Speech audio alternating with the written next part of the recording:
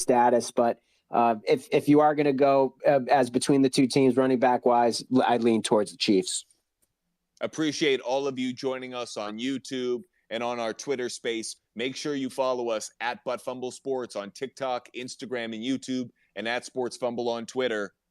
The next game we're going to go into in this 1 p.m. window is the 10-3 Dallas Cowboys against the 5-8 Jacksonville Jaguars. This game is on Fox. Where I see it, the Cowboys are a 5-point favorite, and the over-under is set at 47.5 points. Some gambling trends. The Cowboys are 11-3 against the spread in their last 14 road games, while the Jaguars are 3-1-1 in their last 5 games overall against the spread. The underdog is 4-1 against the spread in the last 5 meetings between the Cowboys and the Jaguars. The over is 5-0 in the last 5 meetings between the two teams, and the over is also 5-1 in the Cowboys' last 6 games overall. Lope, Cowboys barely survived the Houston Texans last week at home. Meanwhile, the Jaguars got an impressive win against the Tennessee Titans on the road. Now these teams kind of have an opposite week. One's traveling, one's staying at home. How do you feel like this game plays out between the Cowboys and Jaguars? As much as I do want to buy into this as a trap game for the Cowboys as they look ahead to the Eagles, and the Jaguars have looked impressive. They've just been so inconsistent and up and down, kind of what we've seen with younger teams. When they're up, they're really good. When they're down, they disappoint. So as soon as you start to believe in them.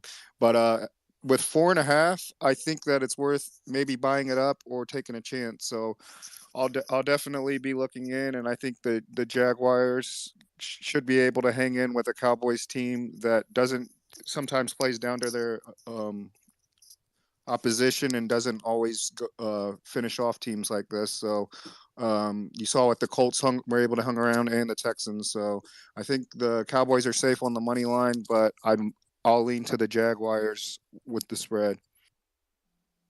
Much like Lope, I feel like the trap game for the Cowboys was last week. Even though they have the Eagles coming up, I feel like they're going to get right, play a little bit better in this game. So the Butt Fumble Sports pick for this one is Dallas on the money line. But much like Lope, I've been impressed with what I've seen from the Jaguars over the last few weeks. Trevor Lawrence is starting to make strides, starting to have that second year maturation that we wanted to see with him under Doug Peterson. And we're seeing a better play out of their wide receiver. So excited to see the Jaguars offense go up against a really talented Dallas defense. So in this one, Dallas money line, but I do like the Jaguars to cover. I would buy the 1.5. That gets me Jaguars plus 6.5. I'm also considering the over. Think we could see some points in this one. That said, when it comes to a fantasy standpoint, love Tony Pollard. Feel like he's a must start week in, week out for all of you weekly fantasy owners. Dennis, from a daily fantasy standpoint, is there anyone we like in this game? First, let me give you the shout out that you deserve. You asked me about Trevor Lawrence last week. I was lukewarm. I was wrong. You were right. Well done. I think from a fantasy perspective, that was his best game all year. Christian Kirk, Zay Jones definitely look like they're getting looks. I want to talk quickly, though, about Evan Ingram. I don't know if obviously he blew up. He had 40-something points, but I didn't realize the targets. He had 15 targets last week, and that was preceded by 7 targets the week before. I believe he's rostered in only about 44% of ESPN leagues. I just was never a believer, but there's something to be said. If you need a tight end or if you want to stream him, he's still very affordable. And or if you can pick him up in your traditional league and you need a tight end start for the week, he would definitely appear to be a safe stream. Dennis, I hate to follow you praising us with us kind of coming back at you and coming back on that question. I'm curious to know, Evan Ingram, he's going up against the Dallas defense that's one of the best in fantasy against tight ends.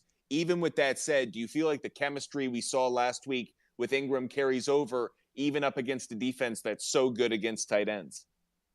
I think, it's one of those calculated risks that sometimes you need to just look the other way. I'm wondering if Ingram turns into the second, third, or fourth read, that he maybe is the benefactor of that. That would be what would reinforce my confidence in him, and definitely just riding the momentum with respect to last week's game. How do we feel about Travis Etienne? Is he worth a start this week, or would you put him in more of a flex spot and try and find another running back to be in that RB2? That's exactly what I would be thinking. I prefer to flex him and look around there. There are just so much options out there, better matchups running back wise, that I think you can pass on him this week, or if you have to, go flex. So appreciate all of you guys joining us at Butt Fumble Sports on TikTok, Instagram, and YouTube.